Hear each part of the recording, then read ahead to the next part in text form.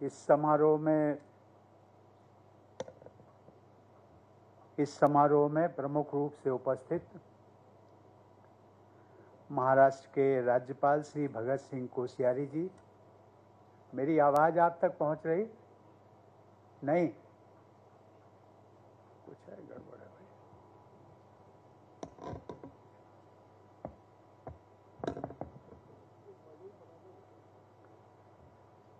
महाराष्ट्र के राज्यपाल श्री भगत सिंह कोश्यारी जी, सर्वोच्च न्यायालय के न्यायाधीश श्री जस्टिस वी.आर. गवई जी, महाराष्ट्र सरकार में मंत्री श्री अनिल परब एवं श्री संजय बंसोड़े जी, रत्नागिरी जिला परिषद के अध्यक्ष श्री विक्रांत जाधव जी, यहाँ के सांसद श्री सुनील तटकरे जी, विमुक्त घूमंतु तथा अर्ध घूमंतु समुदायों के लिए विकास एवं कल्याण बोर्ड के अध्यक्ष श्री भिखुराम इदाटे जी, अन्य जनप्रतिनिधिगण, बाबा साहब डॉक्टर भीमराव अंबेडकर के परिवारजनगण, देवी और सज्जनों, आपणा सर्वांना माझा नमस्कार। आज राष्ट्र निर्माते बाबासाहेब डॉक्टर भीमराव आंबेडकर यांचे वडिलोपार्जित गांव आंबाडवेचे धर्तीवर येण, त्यांच्या आस्थी कलशची पूजा करण, भगवान बुद्ध नसेच बाबासाहेब डॉक्टर आंबेडकर यांच्या प्रतिमेवर आवी आदरणीय रामजी सकपाल व आदरणीय रमाबाई आंबेडकर यांच्या चिंतावर पुष्पांजली अर्पण करण मी माझे परम सौभाग्य मानतो। ये स्थान ऐसा है जिस पर आकर के हर कोई भावुक होता है। देश का हर नागरिक, उसको एक ऐसा संविधान मिला जिसमें कि हर नागरिक के अधिकारों की चिंता की है और हर नागरिक ये सोचता है कि ये वही पूर्ण भूमि है जहाँ से संविधान के प्रमुख शिल्पी बाबा साहब आंबेडकर के परिवारजन के लोग थे। और कभी कभी मैं सोचता हूँ रत्नागिरी की जब बात आती है, रत्नागिरी जिले की जो प्रसिद्धि है वो यहाँ जितने महान विभूतियाँ हुई उनका मैं उल्लेख करूँगा, लेकिन एक और विशेषता जो मैंने देखी अभी मैं आया, प्राकृतिक सौंदर्य से भरपूर, और यहाँ का जो मैंगो आम होता है जिसको अंग्रेजी में अल्फांसो कहते हैं और हिंदी में शायद हापुस कहते हैं, उस आम की मिठास वो केवल भारत तक सीमित नहीं है बल्कि विश्व के अनेकों कंट्री में उनको ये जब पता चलता है कि ये मैंगो है कहाँ का, कौन से जिले का है, इंडिया का है, बात समझ में आती है, लेकिन इंडिया में भी किस जगह का है तो ये कहा जाता है रत्नागिरी जिले का। उसकी मिठास, आम की मिठास वहाँ तक पहुँची है और यहाँ के लोगों की आचरण में भी मिठास है, वाणी में भी मिठास है। और मैं आज सचमुच ये संकल्प आप सब लोगों के बीच में, आप सबके साथ ये संकल्प जरूर लेना चाहूँगा कि इस रत्नागिरी जिले की मिठास पूरे देश में फैले। और वो मिठास की जो शुरुआत है, आज हमारे महाराष्ट्र के गवर्नर भगत सिंह कोश्यारी जी ने उन्होंने शुरुआत की है। उस शुरुआत जो की है, जो प्रयत्न किया है, एक इनिशिएटिव लिया है, उसमें हम सब लोग मिलकर के साझेदारी करेंगे और रत्नागिरी जिले की जो मिठास है वो यहाँ से पैदा हो। देवी और सज्जनों, लगभग 2 महीने पहले 6 दिसंबर को देशवासियों ने बाबा साहब का महापरिनिर्वाण दिवस मनाया और उनका सादर स्मरण भी किया। उसके पहले 26 नवंबर को पूरे देश में संविधान दिवस मनाया गया। सन 2015 से प्रतिवर्ष मनाए जाने वाले संविधान दिवस के दिन आयोजित देशव्यापी समारोहों में भी बाबा साहब और उनके द्वारा पोषित संवैधानिक आदर्शों को ही मुख्यतः स्मरण किया जाता है।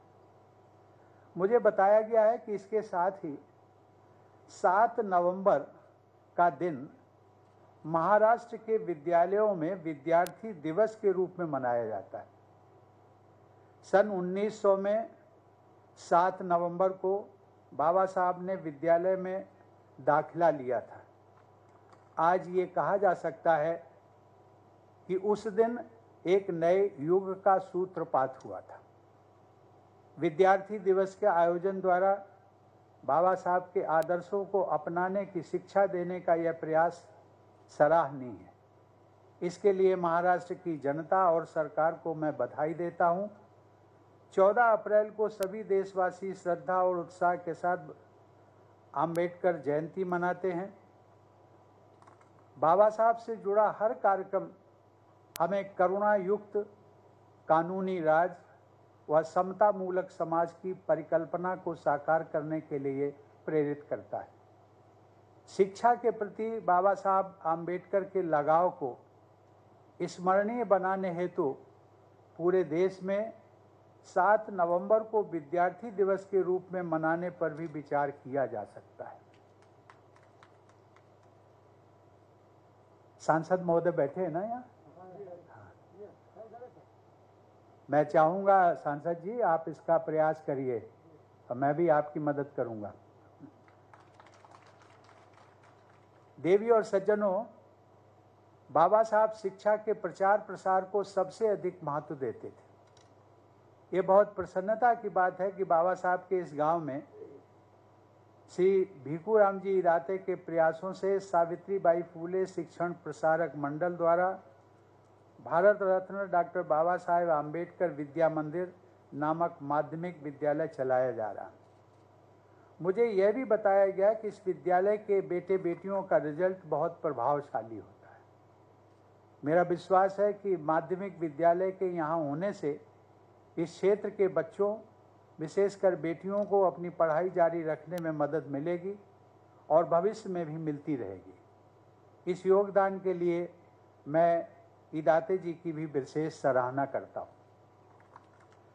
आज के समारोह में भाग लेकर परम आदरणीय बाबा साहब के प्रति श्रद्धा व्यक्त करने का सौभाग्य तो मुझे मिला ही, साथ ही भारतीय महिलाओं की शिक्षा तथा सशक्तिकरण के संघर्ष का आरंभ करने वाली सावित्रीबाई फूले तथा देश में सामाजिक नवजागरण के अग्रदूत महात्मा फूले का पूर्ण स्मरण करने का भी सुअवसर मिला है।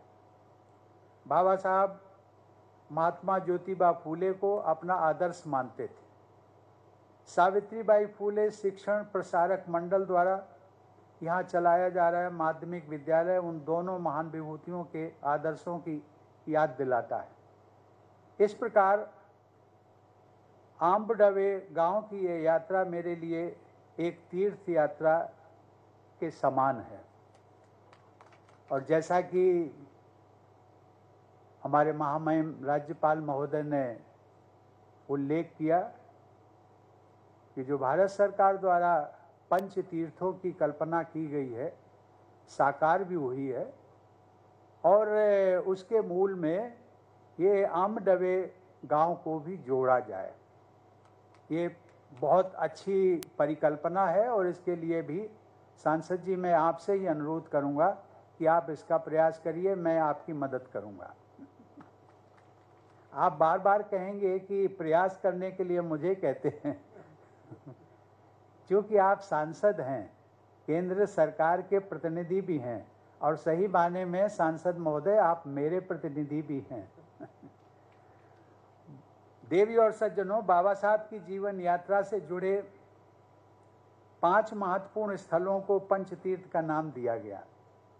महू में उनकी जन्मभूमि, नागपुर में दीक्षा भूमि, दिल्ली में परिनिर्वाण स्थल, मुंबई में चैत्य भूमि तथा लंदन में अंबेडकर मेमोरियल होम के पंच तीर्थों में बाबा साहब के आदर्शों से जुड़े लोग अपनी श्रद्धांजलि अर्पित करते हैं।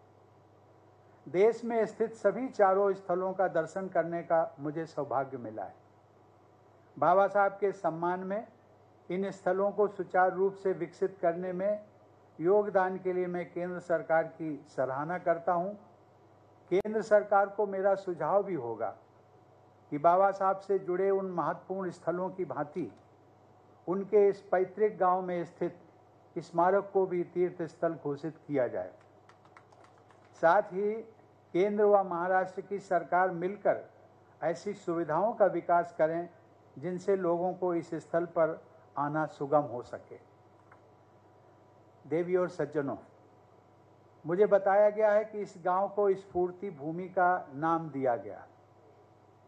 अनेक क्षेत्रों में पूरी ऊर्जा के साथ आजीवन योगदान देने वाले बाबा साहब के इस पैतृक गांव को स्फूर्ति भूमि का नाम दिया जाना सर्वथा सार्थक है। मैं आशा करता हूं कि स्थानीय प्रशासन व राज्य सरकार द्वारा गांव के इस नाम को रेलिवेंट डॉक्यूमेंट्स में अर्थात रेवेन्यू रिकॉर्ड्स में भी दर्ज करा दिया जाए। इस स्फूर्ति भूमि के आदर्श के अनुरूप पूरे देश के प्रत्येक गांव में समरसता और सौहार्द पर आधारित ऐसी समाज व्यवस्था होनी चाहिए जो उन सभी कुप्रथाओं से मुक्त हो जिनसे बाबा साहब की समता मूलक संवेदना को ठेस पहुंचती थी।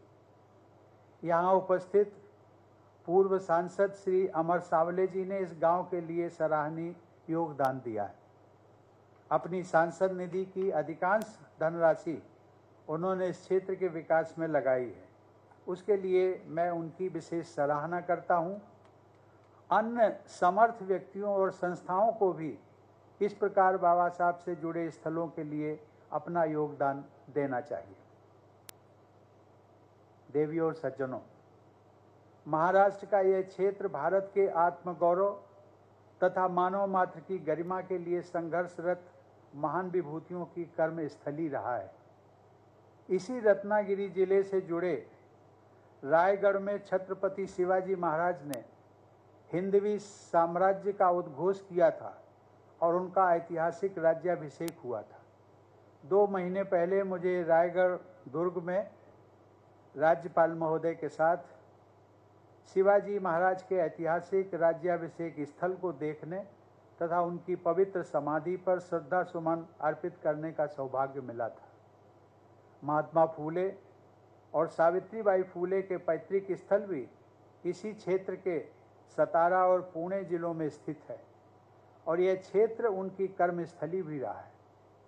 रत्नागिरी से जुड़े कोल्हापुर में ही छत्रपति शिवाजी के वंशज साहू जी महाराज ने 19वीं सदी के अंत तथा 20वीं सदी के आरंभ में महात्मा फूले के आदर्शों को आगे बढ़ाया तथा बाबा साहब को हर तरह से सहायता प्रदान की। इस प्रकार रत्नागिरी के क्षेत्र ने देश को अनेकों रत्न दिए हैं, जिनमें सभी एक से बढ़कर एक हैं। रत्नागिरी जिले ने एक और मूल्यवान रत्न के रूप में भारत रत्न बाबा साहब डॉक्टर भीमराव अंबेडकर को भी दिया। इससे रत्नागिरी जिले का जो नाम है वो सार्थक हो गया है और ऐसा लगता है कि इस जिले में जो भी न जाने कितने अभी भविष्य में भी अन्य रत्न पैदा होंगे। ऐसी विभूतियों की जीवन गाथाओं के बारे में जानकर लोगों को, विशेषकर युवाओं को बहुत प्रेरणा मिलती है। इन सभी महान व्यक्तियों ने अपने जीवन में नैतिकतापूर्ण लक्ष्य सामने रखे और उस पर निरंतर चलते रहे। अच्छे उद्देश्यों के लिए उन लोगों के प्रयासों का लाभ समाज और देश को मिला है। इस संदर्भ में मराठी में कुछ पंक्तियां मैं आप सबके साथ साझा करना चाहूँगा। पावले ती धन्य होती ध्यास पंथे चालता, पावले ती धन्य होती ध्यास पंथे चालता, सार्थक जीवाचे होते ध्यास पंथे चालता, गौरवान्वित होते संस्था ध्यास पंथे चालता, उजलते तेज माय भूचे ध्यास पंथे चालता। अर्थात लक्ष्य के पथ पर चलते हुए चरण धन्य हो जाते हैं। लक्ष्य के पथ पर चलते हुए जीवन सार्थक हो जाता है। लक्ष्य के पथ पर चलते हुए संस्थान के सम्मान में वृद्धि होती है तथा लक्ष्य के पथ पर चलते हुए मातृभूमि की गरिमा बढ़ जाती है। इसी भावना के साथ समानता और समरसता के लक्ष्यों की ओर हम सबको आगे बढ़ना चाहिए। देवियों और सज्जनों, अन्याय के विरुद्ध संघर्ष की सीख बाबा साहब को अपने पिता श्री रामजी सकपाल से भी मिली होगी, जो फौज में सूबेदार मेजर रह चुके थे। बाबा साहब के आजोबा यानी पितामह श्री मालोजी सकपाल भी फौज में रहे थे। बाबा जी के पिताजी मानते थे कि देश की रक्षा व सुरक्षा हेतु अपने जीवन की कुर्बानी देने के लिए महार रेजिमेंट में भर्ती होना उन सबका राष्ट्रीय दायित्व है। लेकिन महार जाति के लोगों की फौज में भर्ती पर सन 1892 से रोक लगा दी गई। सेना से सेवा निवृत्त होने के बावजूद बाबा साहब के पिताजी ने उस अन्याय के विरुद्ध आवाज़ उठाई और महादेव गोविंद रानाडे तथा बंबई के गवर्नर के समक्ष इस मुद्दे पर ज्ञापन दिया। फौज में महार समुदाय के लोगों की भर्ती के इस विषय को लेकर वे निरंतर प्रयासरत रहे। अंततः फरवरी 1917 में वह आदेश निरस्त किया गया और प्रथम विश्व युद्ध के समय महार बटालियन की पुनः स्थापना की गई। देवी और सज्जनों, शिक्षा और स्वाध्याय के प्रति बाबा साहब की निष्ठा सर्वविदित है। मुंबई में उनके निवास राजगृह में उनका निजी पुस्तकालय अत्यंत विशाल था। शिक्षा और अध्ययन को उन्होंने व्यक्तित्व, समाज और राष्ट्र निर्माण के सबसे महत्वपूर्ण माध्यम के रूप में अपनाया और दूसरों को भी ऐसा करने के लिए प्रेरित किया। बचपन से ही अध्ययन के प्रति उनके अनुराग का एक रोचक उदाहरण उनके इस पैतृक गांव से जुड़ा हुआ।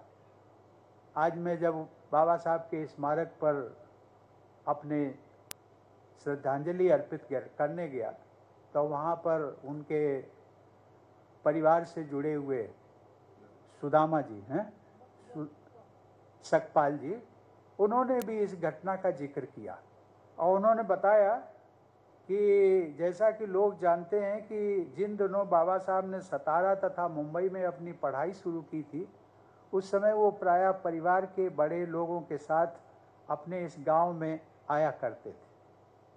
शायद जब वे कक्षा 9 की पढ़ाई कर रहे थे, उस समय उनके एक भाई आनंद जी का विवाह इसी गांव में हुआ था।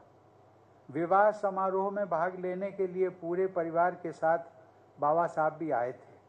विवाह संपन्न होने के बाद जब सभी को मुंबई वापस लौटना था, उस समय ये पाया गया कि बाबा साहब, जिन्हें भिवा के नाम से भी पुकारा जाता था, वहाँ नहीं थे। लोगों ने उन्हें खोजना शुरू किया। किसी व्यक्ति ने बताया कि एक बच्चा थोड़ी दूर स्थित एक मंदिर में बैठकर कोई पुस्तक पढ़ रहा है। बाबा साहब के पिताजी समझ गए कि वो बालक भिवा ही हो सकता है। परिवार के लोगों ने जाकर पुस्तक पढ़ने में डूबे हुए बाबा साहब को साथ लिया और मुंबई के लिए रवाना हो गए। ये बाबा साहब की शिक्षा के प्रति जो लगाव था, उस लगाव को दर्शाता है कि शिक्षा ही जीवन में हर व्यक्ति के उन्नति का माध्यम होता है। और इसीलिए उन्होंने जो मूल मंत्र दिया था, एजुकेट, शिक्षित बनो, उसके बाद एजिटेट, शिक्षित बनो, संगठित रहो और स्ट्रगल करो। ये जो मूल मंत्र था उसमें शिक्षा सबसे पहले है। आज शिक्षा की बहुत ज़रूरत है, हम सब के लिए ज़रूरत है शिक्षा। मैं कभी कभी कहता हूँ, जब आम लोगों से भी मिलता हूँ तो मैं कहता हूँ कि किसी को 3 समय का भोजन यदि आपके घर में बनता है तो 2 समय का भोजन कर लेना, लेकिन अपने बेटे बेटियों को शिक्षा के बारे में उनका जो अवसर मिला है वो अवसर उनको मत गंवाने देना। देवियों और सज्जनों, कोविड की महामारी के संकट के दौरान ही इस क्षेत्र के लोगों को जून 2020 में निसर्ग साइक्लोन की आपदा का सामना भी करना पड़ा। मुझे ये जानकर प्रसन्नता हुई कि Dalit Indian chamber of commerce and industry यानी डिक्की द्वारा निसर्ग साइक्लोन के बाद यहाँ के सभी परिवारों के लिए राहत के कार्य करने के साथ साथ इस गांव को आत्मनिर्भर बनाने की भी पहल की गई। इस प्रयास में डिक्की के साथ खादी ग्रामोद्योग निगम, डॉक्टर बाबा साहब आम्बेडकर टेक्निकल यूनिवर्सिटी तथा बैंक ऑफ बड़ौदा की भागीदारी भी है। मुझे बताया गया है कि कोविड महामारी के कारण इस प्रकल्प को कार्य रूप देने में कुछ रुकावट आई है, लेकिन मुझे विश्वास है कि इस गांव में छोटे उद्यमों को बढ़ावा देकर लोगों को आत्मनिर्भर बनाने का यह सामूहिक प्रयास परिवर्तनकारी सिद्ध होगा तथा यहाँ के लोगों के जीवन में अच्छा बदलाव आएगा।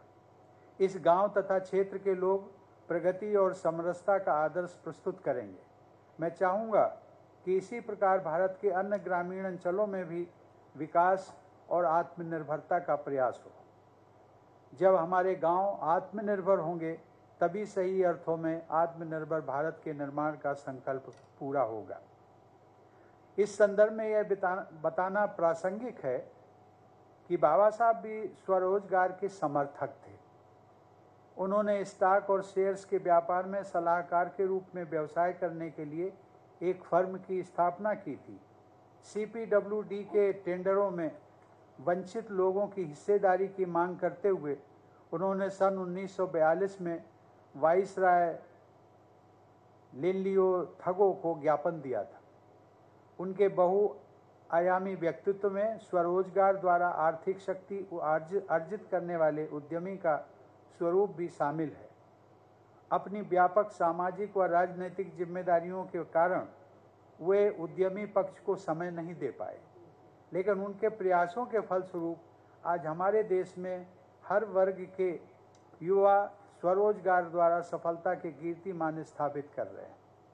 वंचित वर्ग से निकले सफल उद्यमियों की प्रेरणादायक कहानियों की दलित मिलीनियर्स जैसी पुस्तकें प्रकाशित और लोकप्रिय हुई हैं। उद्यमशीलता से जुड़े इस सराहनीय परिवर्तन में यहाँ उपस्थित डिक्की के फाउंडर चेयरमैन पद्मश्री से सम्मानित डॉक्टर मिलिंद कांबले जैसे लोगों का उदाहरण अनुकरणीय है। ऐसे उद्यमियों की उपलब्धियां बाबा साहब के बहुआयामी योगदान का एक महत्वपूर्ण पहलू है। बाबा साहब द्वारा निर्मित संविधान की व्यवस्था में आज प्रत्येक वर्ग के युवाओं को हर क्षेत्र में आगे बढ़ने के अवसर उपलब्ध हैं। बाबा साहब का आदर्शवाद उनके कार्यों में परिलक्षित होता था। उनकी कार्यनिष्ठा का गहरा प्रभाव उनके सहयोगियों में देखा जा सकता है। सौभाग्य से मुझे कुछ ऐसे निस्वार्थ जन सेवकों के साथ काम करने का अवसर भी मिला जो स्वयं बाबा साहब के साथ जुड़े रहे। यहाँ उपस्थित सुप्रीम कोर्ट के जज जस्टिस भूषण रामकृष्ण गवई के पिता श्री रामकृष्ण सूर्यभान गवई, जो पूर्व में राज्यपाल और संसद में मेरे सहयोगी भी थे, उन लोगों में थे जिन्होंने बाबा साहब के साथ संघर्ष किया और उसके बाद उनके पदचिन्हों पर चलते हुए समाज की सेवा की। ऐसे जन सेवकों की संवेदनशीलता और परिहित की भावना ने मेरे मनो मस्तिष्क पर एक अमिट छाप छोड़ी है। बाबा साहब के इस स्मारक पर आकर मेरा यह संकल्प और भी दृढ़ होता है कि हम सभी को राष्ट्र के विकास हेतु अपना सर्वस्व न्यौछावर करना होगा। यही बाबा साहब के प्रति सच्ची श्रद्धांजलि होगी। अंत में मैं बाबा साहब की पूर्ण स्मृति को पुनः प्रणाम करते हुए आप सभी के सुखद भविष्य की मंगल कामना करता हूँ। धन्यवाद। जय हिंद।